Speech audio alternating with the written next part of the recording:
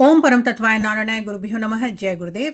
19 मार्च से चैत्र नवरात्रि प्रारंभ होने जा रही है। चैत्र नवरात्रि का हमें बहुत ही उत्साह होना चाहिए, और वह इसीलिए क्योंकि चैत्र नवरात्रि हमारे हिंदुओं के लिए नव वर्ष माना जाता है। बहुत लोग जैन फर्स्ट से ही न्यू ईयर शुरू कर देते हैं, पर वह ठीक है, वेस्टर्न कैलेंडर के हिसाब से उसकी मान्यता है, परंतु हिंदुओं के लिए चैत्र नवरात्रि ही नववर्ष मानी जाती है। अब नवरात्रि में करना क्या है? नवरात्रि यानी नव, नव यानी 9, यानी 9 रात्रि हमें देवी की उपासना करनी है। और नव के और भी कई अर्थ हैं। नव यानी नवीन। तो हमें एक ऐसा संकल्प लेना चाहिए कि हमारे जीवन में भी अब नवीनता आए, हमारे जीवन में एक नई चेतना का प्रादुर्भाव हो, एक नई ऊर्जा का प्रादुर्भाव हो, एक नया संकल्प हो, एक नया उत्साह हो हमारे जीवन में, एक नया बल हो हमारे जीवन में, और एक नया परिवर्तन आए, एक नया मोड़ आए हमारे जीवन में। कि आज तक हम लोग जो कुछ करते आ रहे थे, मैंने होलिका के वीडियो में समझाया था, सब कुछ वहीं भस्म कर दो। आपने कुछ गलतियां की, उसी होलिका में भस्म कर दिया। आपने कुछ गलत काम किया हो, आपने किसी के प्रति कोई कुछ गलत कह दिया हो, कुछ भी ऐसा कुकर्म किया हो, कुछ भी पाप किया हो, माता सब कुछ क्षमा कर देती हैं। आपने उसी होलिका में उसका दहन करके आप इस चैत्र नवरात्रि से आप अपने जीवन में नवीनता लाएंगे। आप पहले के जैसे नहीं रहेंगे।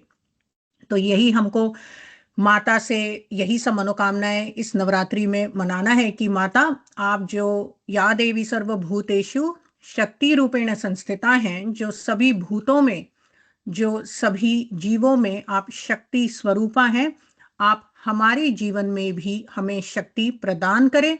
शक्ति इसलिए प्रदान करें क्योंकि शक्ति के बिना सभी शव हैं। काली के वीडियो में समझाया था, बिना शक्ति के शिव कौन है? शव प्लस ई, शक्ति। शिव भी शव है। बिना शक्ति के हम कौन है? हम भी शव है। क्या बिना शक्ति के मैं कुछ बोल पाऊंगी? क्या बिना शक्ति के आप कुछ सुन पाएंगे? क्या बिना शक्ति के आप कुछ देख पाएंगे? तो कोई भी शक्ति के बिना हमारा अस्तित्व ही नहीं है। तो माता से यही हम प्रार्थना करेंगे कि माता, आप हमें हमारे जीवन में शक्ति प्रदान करते रहें, और वह शक्ति जिससे हम जीवन की सभी बाधाओं को परास्त कर सके।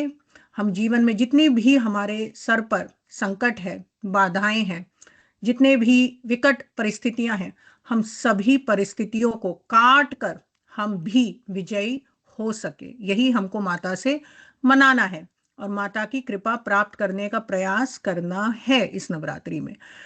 तो चलिए समझते हैं करना क्या है। सबसे पहले मेरे गुरुजनों को प्रणाम। परम पूज्य गुरुदेव की जय, परमहंस स्वामी निखिलेश्वरानंद महाराज की जय, बाबा भूतनाथ की जय, माँ काली की जय, माँ बगलामुखी की जय, सिद्धाश्रम की जय। तो नवरात्रि में वैसे तो मंत्र जाप सर्वश्रेष्ठ माना जाता है, चाहे वह 2 गुप्त नवरात्रि हो या 2 नवरात्रि जो ये चैत्र और शरद नवरात्रि आती है।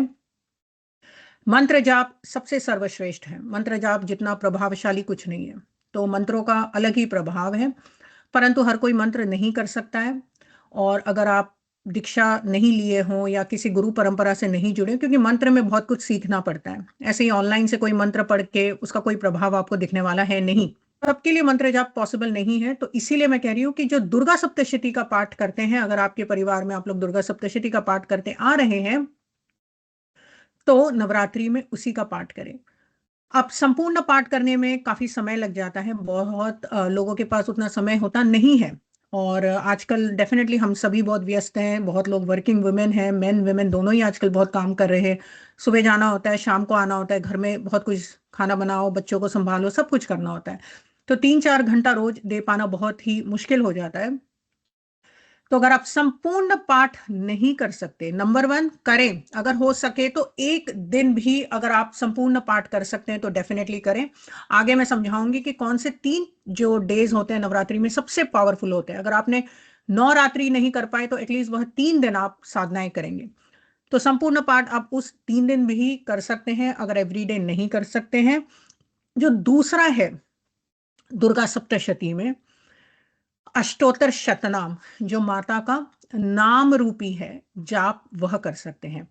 आप इन्हीं अष्टोत्तर शतनाम को, ये 108 नामों को आप उसका पाठ करें माता के सामने। तो नाम जप बहुत ही सुलभ है, बहुत ही सरल है।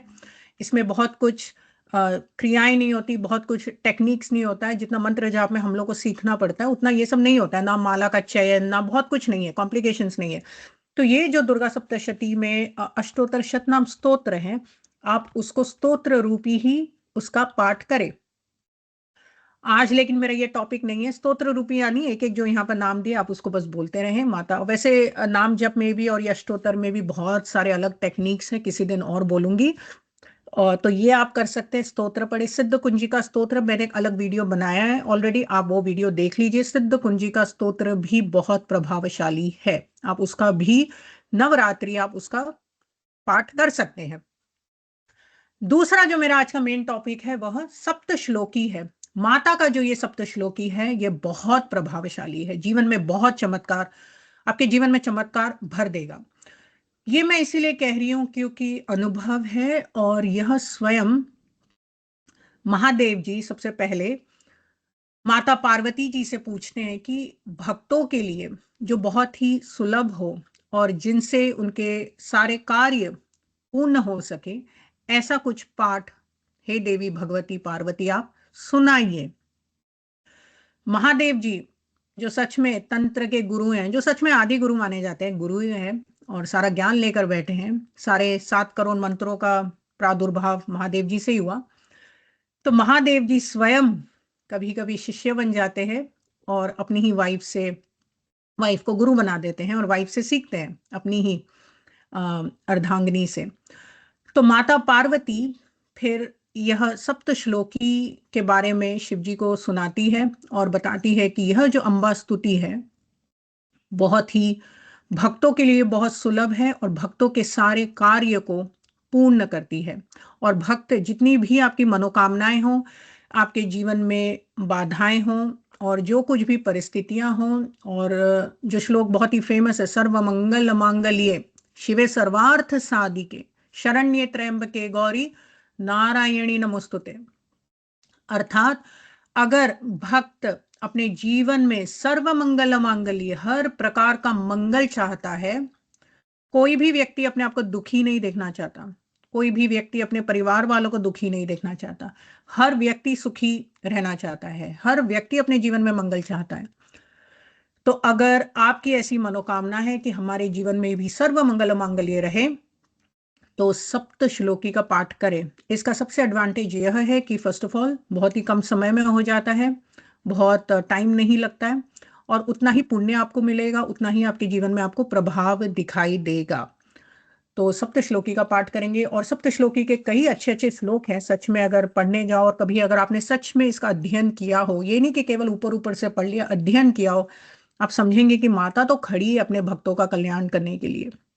माता काली को देख लीजिए, वरद मुद्रा लेकर खड़ी है कि मैं वरदान देने के लिए खड़ी हूं। आप तुम बोलो तो अपना मुंह तो खोलो। हम ही लोग माता को नहीं टाइम दे पाते, हम ही लोग इधर उधर घूमते रहते हैं। माता हमेशा खड़ी है भक्तों के कल्याण के लिए। माता कहती है बोल, क्या बोलेगा। विवेकानंद जी के सामने जब काली आई, विवेकानंद जी हर बार बोलते थे कृष्ण रामकृष्ण जी को कि मुझे काली काली से बात करनी है, मुझे मांगना है, मुझे काली से बात करनी है। जब सच में माता काली उनके सामने आई, उनकी बोलती बंद हो गई, वो कुछ मांग ही नहीं पाए क्योंकि माता खड़ी है। और क्या हम मांगेंगे, छोटी छोटी चीजें कामनाएं होंगी हमारी। माता तो सारा विश्व के सारे सुखों को देने के लिए खड़ी है। आपको ना मांगने आता है, ना आपको माता में श्रद्धा है, तो ये सब यही थोड़ी बहुत हमारी न्यूनता रह जाती है। चलिए सप्तश्लोकी थोड़ा मैं समझाती हूँ, फिर मैं थोड़ा प्रोसीजर बताऊंगी कि करना क्या है और थोड़ा सावधानियां क्या रखनी है आपको इस नवरात्रि में। इसमें कुछ आता है, इसमें कुछ मीनिंग्स मैं थोड़ा समझा दूं। यहाँ पे जो फर्स्ट श्लोक आता है उसमें ज्ञानी नामापि चेतांसी, फिर इसमें आता है बलादाय कृष्ण मोहाय। तो ये इसका अर्थ, फर्स्ट श्लोक का अर्थ यही है कि माता जो बहुत बड़े बड़े जो ज्ञानी होते हैं, जो अपने आप को भी बहुत मतलब कहते हैं ना कि मैं बहुत ज्ञानी हूं, मेरे पास सारा ज्ञान है, मुझे सब कुछ आता है, मैं सब कुछ जानता हूं, मैं बहुत साधना करता हूं, मैं बहुत मंत्र जाप करता हूं, मैंने इतनी इतनी सिद्धियां ली हैं, उनके अहंकार को जो देवी काटती है, जो शक्ति काटती है, वो भगवती दुर्गा है। इसीलिए आध्यात्मिक जीवन का सबसे बड़ा शत्रु हमारा खुद का अहंकार। बगलामुखी के बारे में मैंने इतने वीडियोस डाले हैं, सब में मैंने यही लिखा है, जो बगलामुखी आपका जिह्वा पकड़ के रखी है, वो आपकी वाणी को कंट्रोल करके रखती है, आपके मन को कंट्रोल करके रखती है, आपकी बुद्धि को कंट्रोल करके रखती है, आपके अहंकार को कंट्रोल करके रखती है, सबको नियमित करके चलती है भगवती बगलामुखी। वैसे ही अहंकार हमें बहुत जल्दी अधोगति तक पहुंचा सकता है। बहुत सिद्ध लोगों को देखा होगा आपने, इतने बड़े बड़े पोस्ट पर सीईओज लोग और जो आध्यात्मिक जीवन में भी एक से एक बड़े गुरु लोगों से, उनकी छोटी छोटी गलतियों से बेचारे बहुत जल्दी नीचे गिर जाते हैं, क्योंकि बहुत अहंकार हो जाता है कि मैं सब कुछ, मैं king king of the world हूं, मेरे से क्या हो, मेरे से कोई गलती हो ही नहीं सकती। लेकिन ये माता भगवती, राइट, उनसे कोई नहीं जीत सकता है। तो माता भगवती बड़े से बड़े ज्ञानियों को भी माया रूपी जाल में फेंक देती है और सारा का सारा आपका अहंकार चूर्ण कर देती है। मेरे गुरुदेव के 3 वचन थे, उसमें से एक ही वचन पे आज मैं थोड़ा बोलती हूँ, और वो कामाख्या माता के वचन है कि अहंकार रहित जीवन जीने का प्रयास करें। जब तक आपके जीवन में अहंकार रहेगा, आप साधना जगत में उन्नति नहीं प्राप्त कर सकते हैं। बाकी सब कुछ दिखावा है कि मैं बहुत सिद्ध हूं, मैं ये सब, मैंने ये वेशभूषा धारण की है, मैं बहुत बड़ी कोई गुरु हूं या जो भी है, ये सब दिखावा है। लेकिन अंदर अगर अहंकार है तो आप अभी पके नहीं हो, कुछ कच्चा रह गया है अंदर। माता भगवती सबसे पहले अपने भक्तों का अहंकार मिटाती है कि ये सबसे बड़ा तेरा शत्रु है, तेरे और मेरे बीच में अहंकार खड़ा है, तेरे और मेरे बीच में ये मैं खड़ा हूं कि मैं माता, मैं, मुझे ये चाहिए, मैं यह हूं, मेरा, ये सब जो है ये एक प्रकार का अहंकार है। तो माता सबसे पहले आपका जो ये डुअलिटी है, आपका जो ये अहंकार है, आपका जो ये द्वंद्व है, इसको मिटा देती है। सबसे बड़े बड़े ज्ञानियों को नहीं छोड़ती, तो हम लोग तो बहुत छोटे हैं। दूसरा जो एक श्लोक आता है फिर नंबर 2, दारिद्र्य दुख भय हारिणी का त्वंदया सर्वोपकारण सर्वा सदाद्र चिता। इसका अर्थ है माता जो दारिद्र्य है, अगर आपके जीवन में किसी भी प्रकार का दरिद्रता है, किसी भी प्रकार का दुख है, किसी भी प्रकार का भय है, और भय एक ऐसा शत्रु है जो किसी को नहीं छोड़ता है। भय, हर जीव में भय है। आप जानवर को देख लीजिए, उसके उसके भी, वो भी हमेशा भयभीत रहते हैं। आप किसी भी प्राणी को देख लीजिए, मनुष्य को देख लीजिए, जो बहुत दरिद्र है, जो बहुत दुखी है, वो तो भय, तो उसका जीवन भय युक्त है ही। जो बहुत पैसे वाले भी हैं, जो हर प्रकार से वैसे तो भौतिक जगत के हिसाब से तो बहुत संपन्न दिखते हैं, परंतु इसका मतलब यह नहीं है कि उसके उनके जीवन में भय नहीं है। मैं इतना देख चुकी हूँ, मतलब बाहर की दुनिया देखी है, पूरा वर्ल्ड घूम चुके हैं हम लोग। भय एक ऐसा इनसिक्योरिटी, इनसिक्योरिटी बोले या क्या बोले, फियर, माता ने सबके जीवन में भर दिया।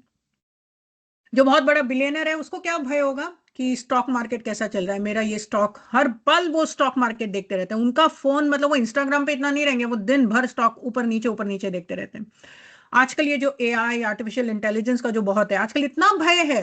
न्यू जनरेशन्स को देखो कि हम, स्पेशली आईटी रिलेटेड, हमारा क्या होगा, हमारा फ्यूचर क्या है, ले ऑफ्स हो रहे हैं, जॉब नहीं है बिकॉज ऑफ एआई। तो एक जो मशीन ने, एक ये लार्ज लैंग्वेज मॉडल्स ने हमारे जीवन में इतना भय भर दिया है, तो ये सब माता की कृपा है। माता मतलब, फिर ऐसा होता है कि माता से आप प्रार्थना करें कि माता हमारे जीवन में जो भी दुख हो, जो भी भय हो, क्या माता नहीं काटेगी? माता है, आप उनके लिए चुटकी भर का काम है ये सब, तो माता काट देगी। लेकिन हमको बस माता के प्रति थोड़ा समर्पित होना चाहिए। नवरात्रि में खासकर हमें माता को पकड़ कर रखना चाहिए और माता से यही प्रार्थना करेंगे। तो दारिद्र्य दुख भयहारिणी और सर्व प्रकार का हमारा कल्याण करती है। उसके बाद शरण्य त्र्यंबके गौरी नारायणी नमोस्तुति, वो मैंने बता दिया, सर्व मंगल मांगल्य। उसमें यह आता है कि हर प्रकार का हमारे जीवन में मंगल हो। कोई भी व्यक्ति अपने आप को दुखी नहीं देखना चाहता, कोई भी व्यक्ति अपने जीवन में अमंगल नहीं चाहता। तो अगर सर्वोपकार, अगर आप मंगल चाहते हैं अपने जीवन में, तो भगवती के इस सप्त श्लोकी का पाठ करें।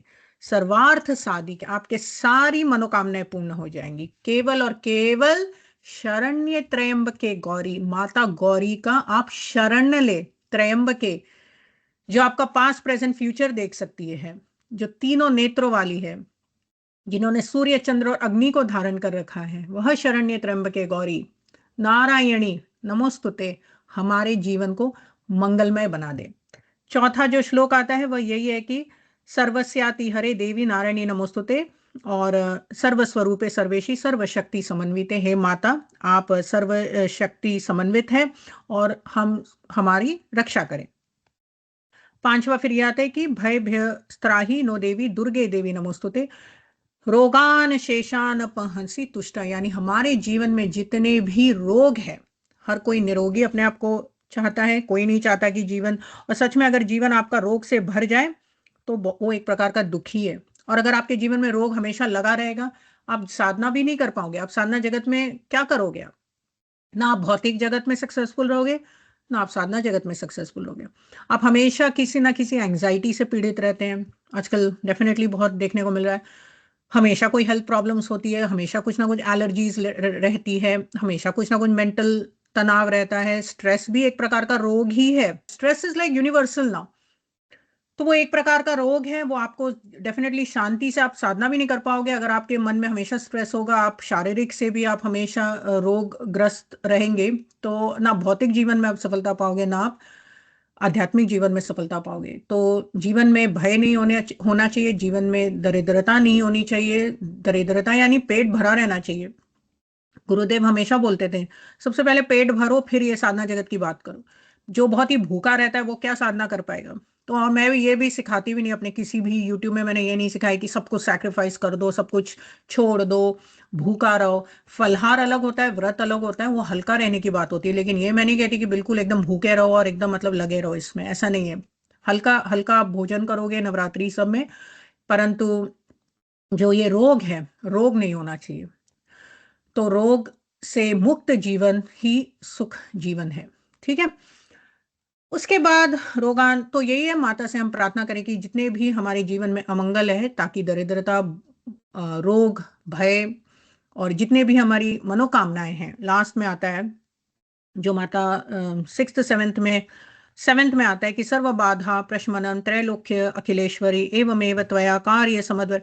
इसका मतलब है कि माता आप आप सर्व बाधाओं को आप हमें उनसे मुक्ति दिलाएं, और कार्य, हमारे जितने भी कार्य है आप उन्हें पूर्ण करें, आप हमारे कार्यों को सिद्ध करें, और हमारे जितने भी शत्रु है उनसे हमारी शत्रुता का विनाश करें। आप कभी भी कुछ संकल्प लेंगे, कभी ये मत करना कि हमारे शत्रु का विनाश हो। हमेशा ये कहना कि हमारे बीच में जो भी मतभेद है, जो भी द्वंद्व है, जो भी शत्रुता है, आप उसका विनाश करें। बस इतना ही हमको मनाना है। ठीक है। ये बेसिक है अंडरस्टैंडिंग, आप लोग ये समझ कर करें। और ये इसलिए मैं समझा रही हूँ कि ये बहुत ही पावरफुल है, बिना समझे करने का कोई मतलब नहीं है। तो समझ कर करें। करना क्या है? सबसे पहले डे वन आप माता के सामने संकल्प लेकर बैठेंगे। और दो चीज बहुत इंपॉर्टेंट है साधना जगत में, वह है स्पेशली जब आप लोग नवरात्रि को पकड़ कर चलेंगे।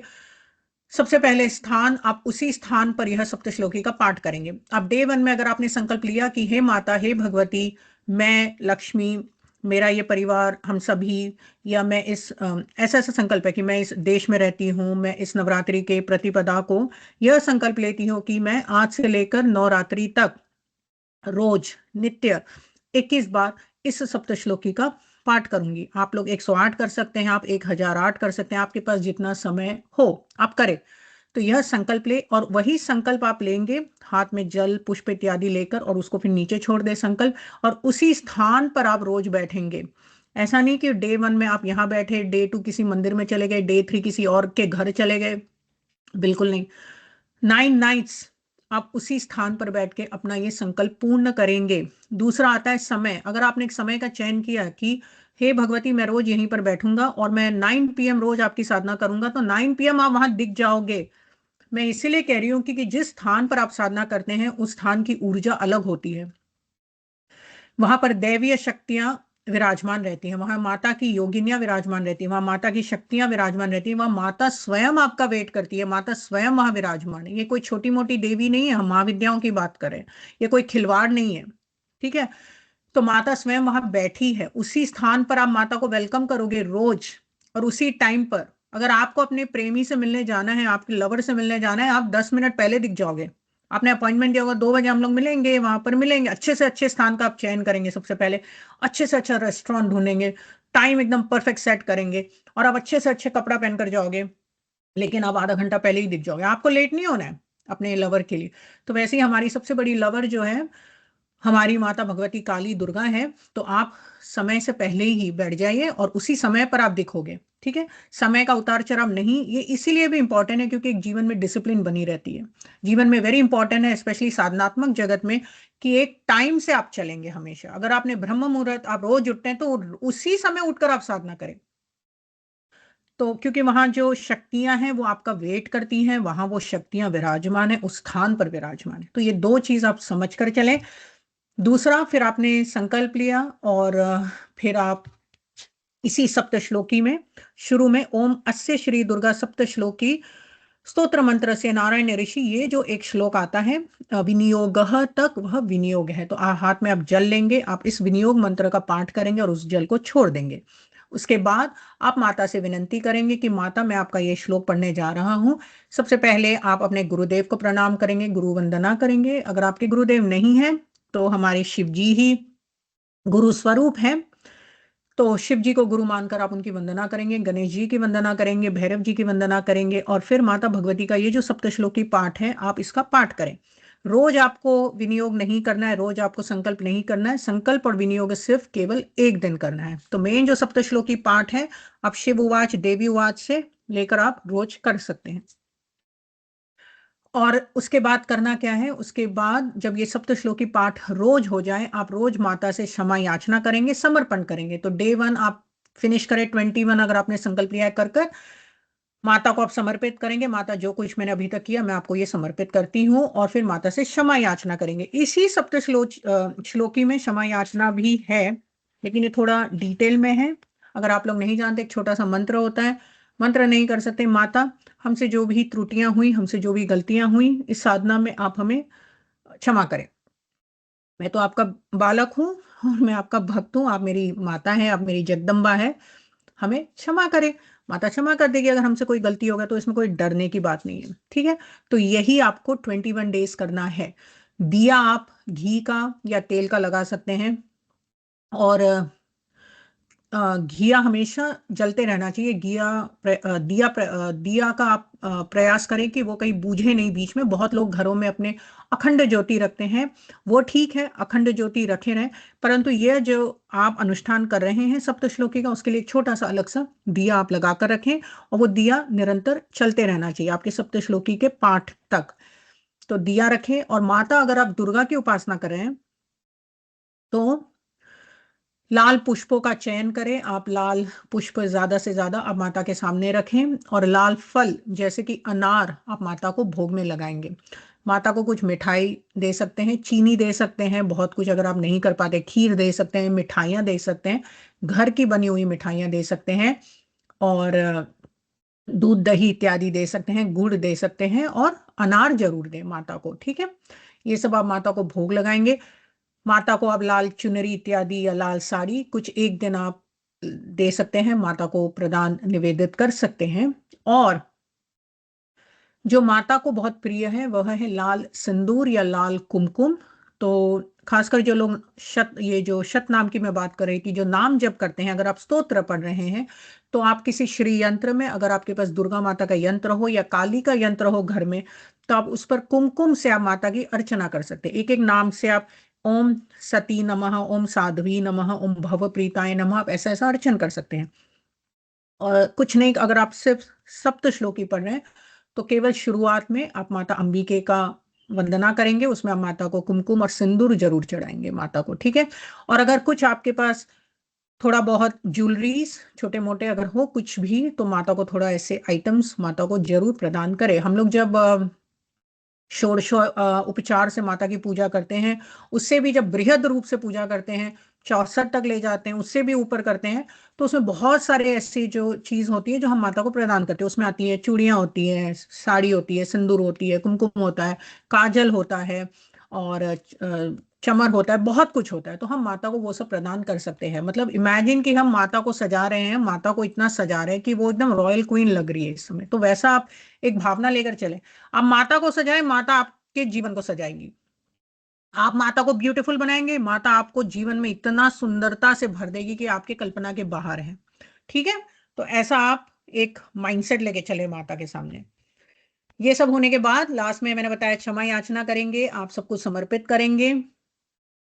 होपफुली 9 डेज तक आप इसको बीच में नहीं करेंगे। जिन महिलाओं को बीच में मासिक जो समय आता है, आप लोग वो समय पे ये नहीं करेंगे। आप लोग मानसिक कर सकते हैं, लेकिन आप किसी पूजा स्थल में आसन पे नहीं बैठेंगे।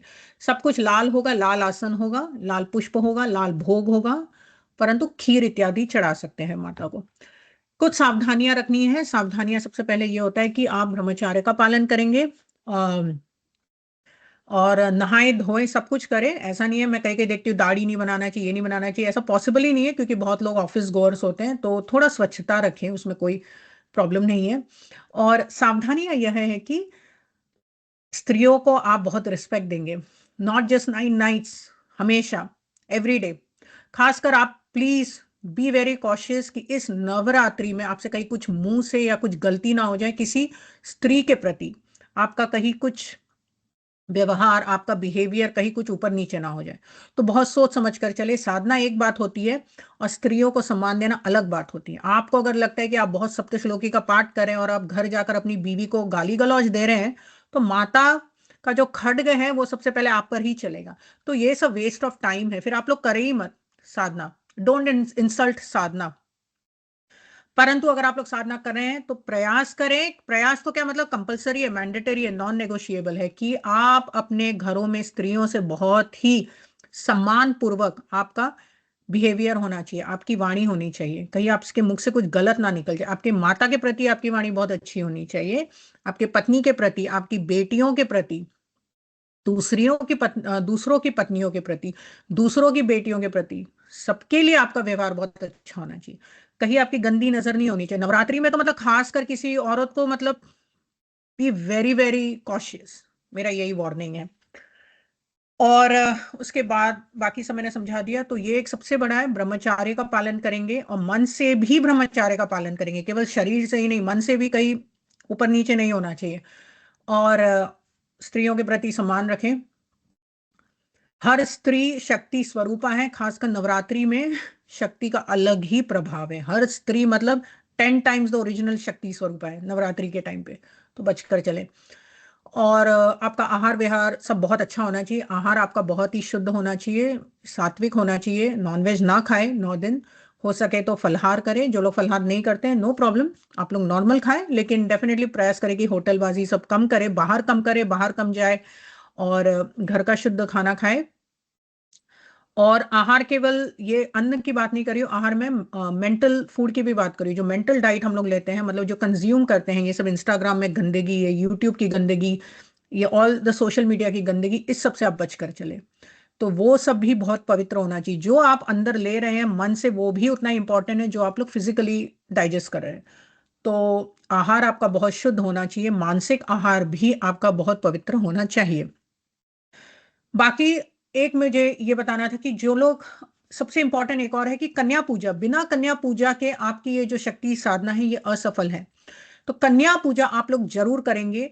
और अगर ये जो मैंने ये सारा बताया अभी तक सप्त श्लोक की, अगर आप लोग 9 दिन नहीं कर पाते, आप लोग 3 दिन, 3 दिन आप लोग पकड़ के चलिए, माता दुर्गा की आप उपासना करेंगे। वह 3 दिन है सप्तमी, अष्टमी और नवमी, यह 3 दिन आप माता की उपासना करेंगे। और उसी के साथ आप कन्या पूजन करेंगे अष्टमी के दिन या नवमी के दिन, जैसा आपको उचित लगे। दोनों दिन कर सकते हैं, अष्टमी के दिन भी कर सकते हैं, नवमी के दिन भी कर सकते हैं। माता का अगर आप कभी नाम उच्चारण करते हैं या कोई भी देवी का आप अगर आप नाम जप कुछ करते हैं, तो उसमें आता है कौमारी चैव कन्या युवती, तो मतलब देवी यानी भगवती सारी स्त्रियों में शक्ति स्वरूपा है। तो चाहे वो छोटी कुमारी क्यों ना हो, छोटी कन्याएं क्यों ना हो, चाहे वो कोई प्रौढ़ अवस्था की लेडी क्यों ना हो, चाहे कोई युवती क्यों ना हो, माता सभी में विराजमान है। तो जो छोटी कन्याएं हैं, आप उनको आप पूजा करेंगे अष्टमी या नवरात्रि के दिन, आप उनको भोग लगाए, आप उनको एकदम प्रसन्न करें नवरात्रि के दिन। और कन्याओं का आप डेफिनेटली आशीर्वाद लें, उनका चरण स्पर्श करें।